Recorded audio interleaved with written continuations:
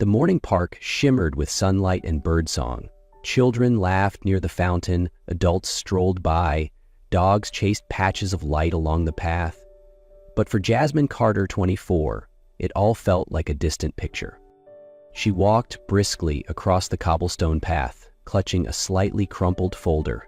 The small backpack on her shoulder was heavy, not with things, but with quiet worries. Today, Jasmine was on her way to a cafe by the park where she had an interview for a part-time job, not because she had free time, but because she needed a second job. Her grandmother, the only family she had left, the woman who had raised her, was in the hospital. Her condition was worsening each day. The treatment costs were rising.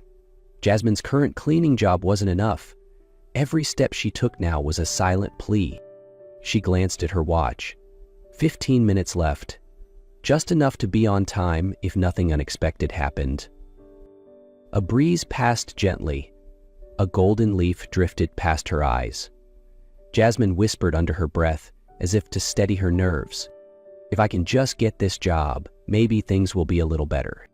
She kept walking, not knowing that in just a few more minutes, her life was about to turn in a direction she never imagined. The bird song and footsteps faded into the background as another sound slipped into Jasmine's ears. Fragile, faint, like a whisper carried by the wind, a soft cry. She stopped, frowned. Her eyes scanned the grass, the row of benches, the tree-lined path. No one seemed to notice. People laughed, posed for photos, jogged by as if nothing was wrong. The sound came again, clearer this time, trembling like it was shivering in the air. Jasmine slowed her steps, following it, and then she saw her. A little girl, maybe 5 years old, stood alone near a bench by the pond. Her dark hair fell messily around her face, and she clutched a white stuffed bunny tight against her chest. Her eyes were red from crying, her cheeks streaked with tears, her knees visibly shaking. Jasmine knelt gently, her voice as soft as a warm blanket. "Sweetheart, are you lost?" The child flinched, stepping back, her wide eyes filled with fear, but after a few silent seconds she gave a tiny nod. "I followed the butterflies, then I couldn't find Daddy," she whispered, her voice cracking. Jasmine exhaled, then slowly sat down beside her. "What's your name?" "Maya," the girl breathed, almost inaudibly. "And this is Bunny. He's scared too." Jasmine looked around. No one noticed. Everyone was locked inside their own little world. But this child, this fragile child, was alone in a world too big and too cold. She should keep walking. Her interview was in 10 minutes. But Maya's eyes held a silent question, like no one had ever truly stopped for her before. Jasmine sat down beside her. "It's okay," she said softly. "I'll stay with you." Jasmine sat quietly beside Maya for a long moment. She didn't ask too many questions. She simply stayed, warm, present, calm. Maya leaned a little closer, still hugging Bunny tightly, her eyes scanning every passerby with a faint flicker of hope. "Are you thirsty?" Jasmine asked gently. Maya nodded, licking her dry lips. The sun was getting harsher and her small face was starting to flush red from the heat. Jasmine reached into her jacket pocket. A few loose coins clinked softly, barely enough for anything.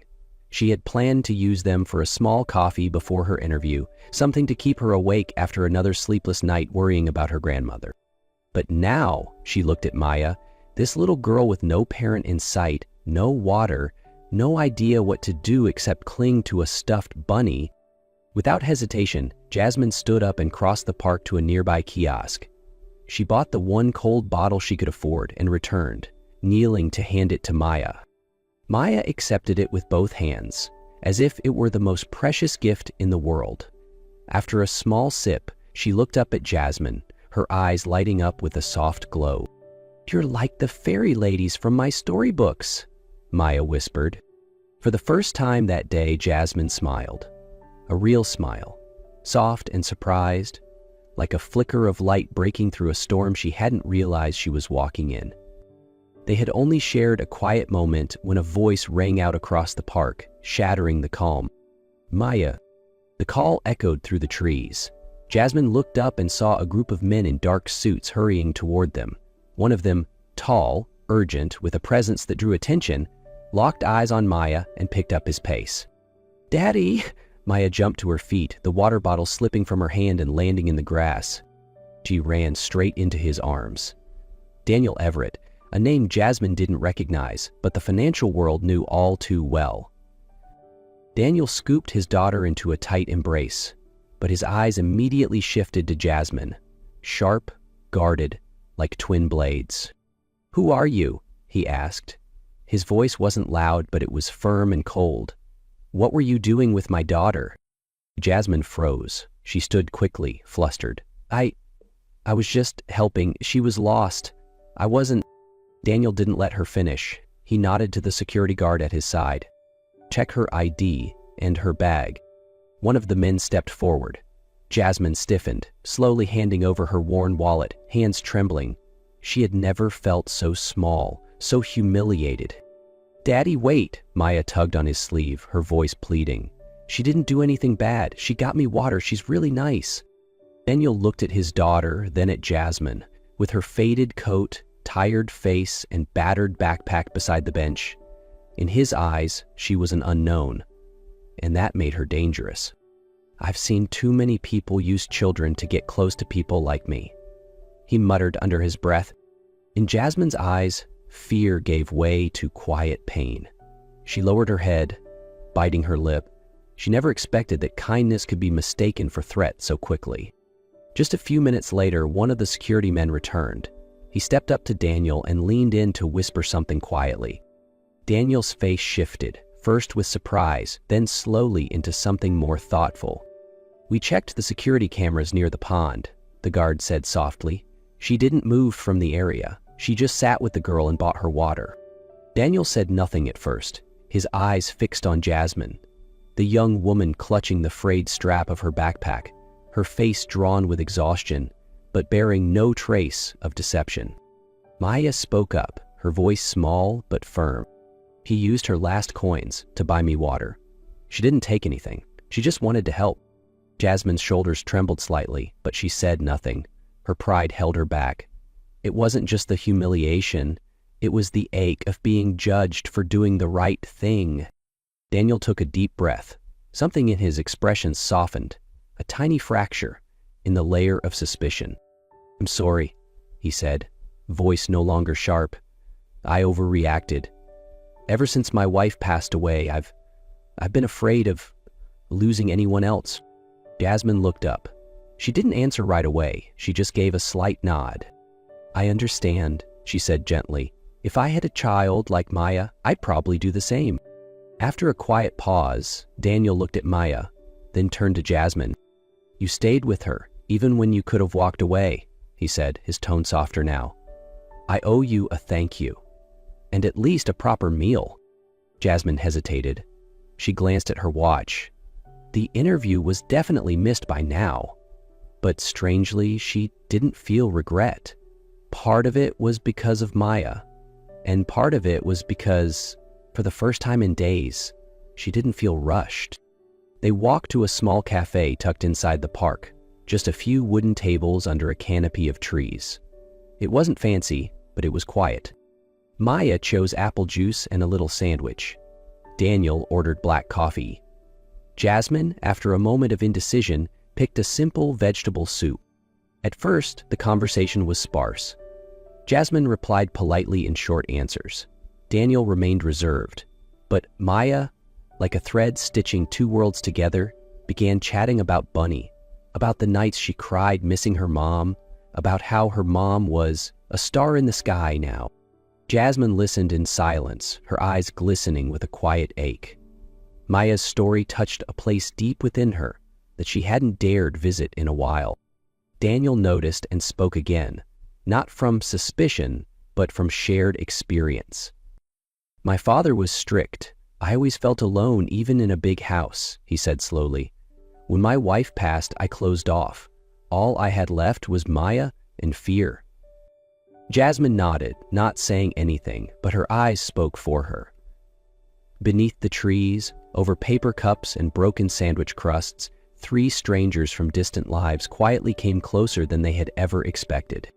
After their simple but heartwarming meal, Jasmine stood up, ready to leave. "Thank you for lunch," she said, her eyes landing on Maya first, then on Daniel. "I'll help find your parents next time, okay?" But Maya grabbed her hand and held on tightly. "Can you not go yet?" Jasmine crouched down, gently brushing a strand of hair from Maya's forehead.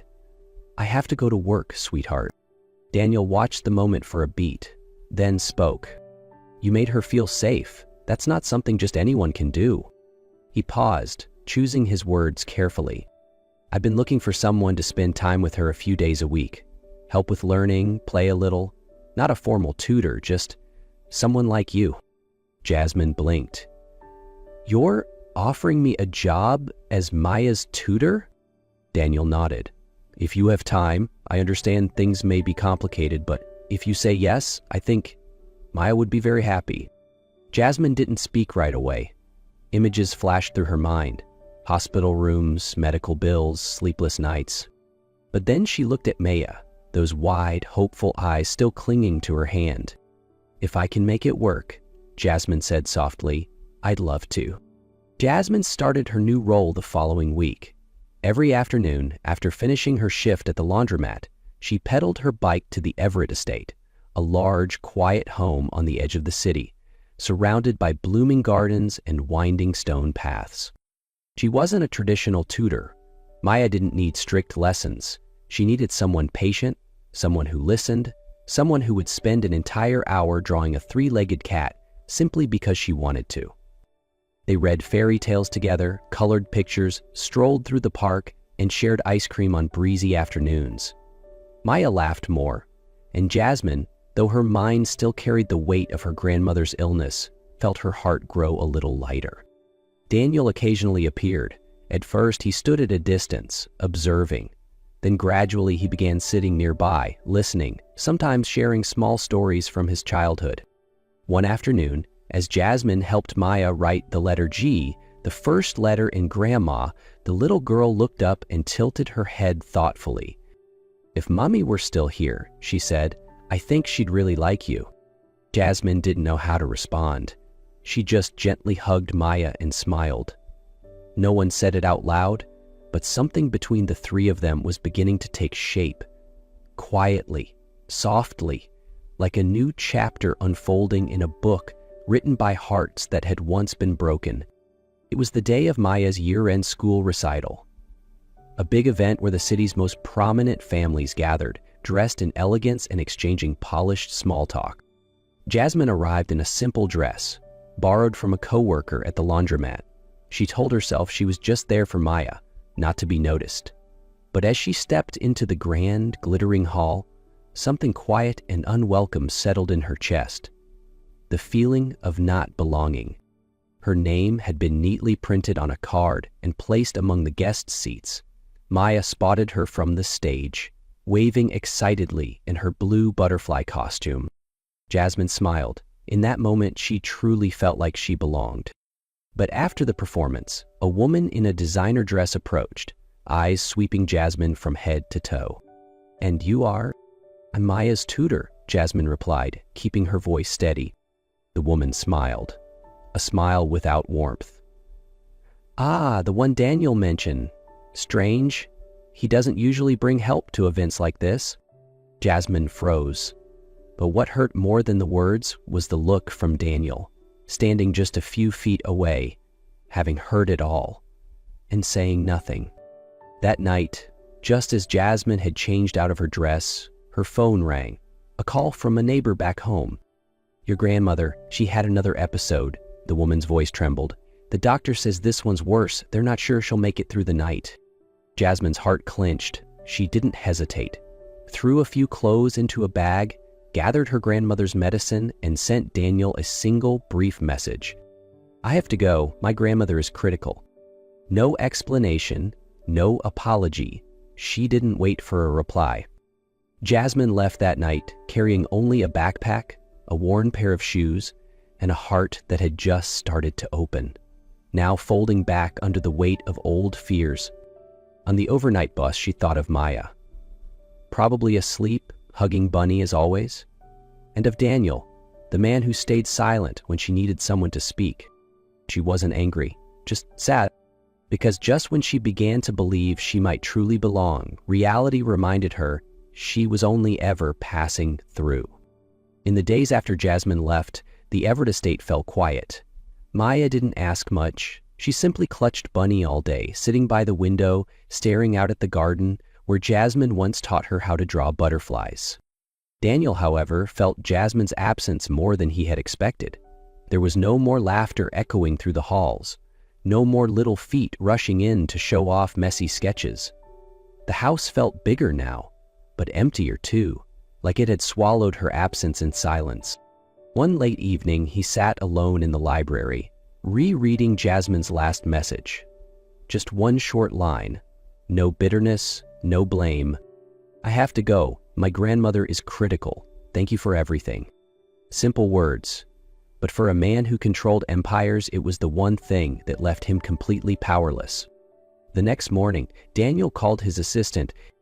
I need to find Jasmine Carter as soon as possible. When he learned that her grandmother was being treated in a small-town hospital, Daniel drove there himself, bringing Maya with him. The hospital hallway was old, the paint peeling, the air stifling. Jasmine was slumped beside a hospital bed, eyes shadowed with exhaustion. Jasmine! Maya was the first to run forward, wrapping her arms tightly around her. Jasmine looked up, shock at first, then tears. Daniel followed slowly behind, his eyes heavy with everything he hadn't said. I came to apologize, he said quietly, and if there's still a sliver of trust left, let me make this right. I need a few days to care for my grandmother, Jasmine said, her eyes still fixed on the pale face of the woman who had raised her. But if that offer still stands, I'll come back. Daniel nodded without hesitation. Whenever you're ready, I'll wait. A few weeks later, Jasmine returned to the city. This time not alone. She brought back a heart that had dared to hope, and the woman who had given her everything growing up. Her grandmother was stronger now, strong enough to leave behind the quiet town they'd called home for years. Daniel had taken care of everything. A sunlit room overlooking the garden, a private nurse, a fully stocked medicine cabinet. There was no fanfare, only quiet, complete kindness. From that day, Jasmine was no longer a guest. She became part of the family. She continued teaching Maya, cooked with the housekeeper, tended the garden, and read aloud to her grandmother each night. Daniel changed too. He showed up more often, not just as a businessman, but as a man learning how to love again. He shared his odd routines, childhood memories, and listened more than he spoke. One crisp early winter afternoon, as the three of them sat beneath the bougainvillea, Maya suddenly asked, Miss Jasmine, can you stay with me forever? Jasmine laughed, then looked at Daniel. He didn't answer right away. That evening, as the garden lights flickered like stars caught between leaves, he reached for her hand, gently, as if asking for her heart before her answer. Then he knelt. Not grandly, just quietly. Not because Maya needs you, but because I do. Jasmine Carter, will you stay, not just as her tutor, but as my wife? Jasmine blinked, stunned. Then a tear slipped down her cheek as she whispered, I've been staying for a long time. The wedding was small, warm, held in that very garden. No champagne towers, no unfamiliar guests, just her grandmother, Maya, a few close friends, and the kind of laughter that comes from the heart. Jasmine walked toward Daniel in a simple white dress, holding Maya's hand, as if all three of them were stepping into a new chapter, not defined by past pain, but by present peace and future promise. As Daniel took her hand, surrounded by flowers and soft sunlight, he whispered, It doesn't have to be perfect, it just has to be us. And so, in the same garden that once witnessed goodbyes and first hellos, a new home was named, not loud, but deep enough to last.